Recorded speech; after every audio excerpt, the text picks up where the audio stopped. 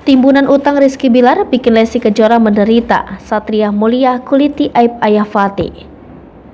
Banyak utang sana-sini, Satria Mulia bongkar aib Rizky Bilar suami Lesti Kejora.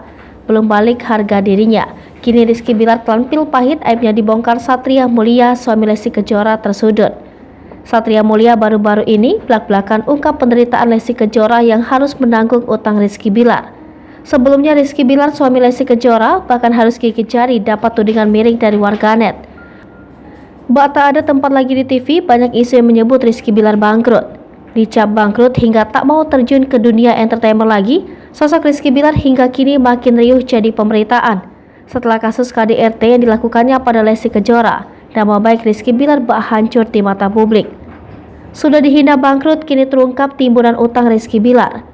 Lesti Kejora dan Rizky Bilar disebut-sebut memiliki banyak utang.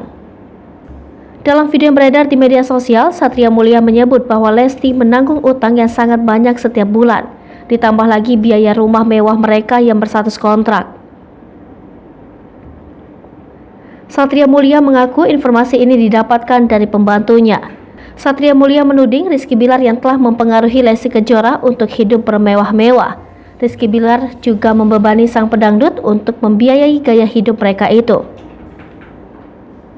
Pihak keluarga Rizky Bilar, Bobby Rahman, membantah isu yang menyebut adiknya itu bangkrut usai Leslar Entertainment dibubarkan. Bobby Rahman pun membantah isu Leslar bangkrut tersebut dengan mengungkap adanya rencana kerjasama bisnis antara Rizky Bilar dengan orang Jepang. Pengakuan itu disampaikan Bobby Rahman lewat tayangan video yang diunggahnya di kanal YouTube pribadinya. Bobby juga meminta publik agar tidak terus memfitnah dan memojokkan keluarganya. Sementara itu, manajer Lesti Kejora, Boril, menyebut bila sudah sebulan orang tua dari baby Leslar itu tak memiliki jadwal pekerjaan. Hai pemirsa Sri Popo TV, jangan lupa komen, like, dan subscribe, serta tonton terus berita-berita terupdate lainnya.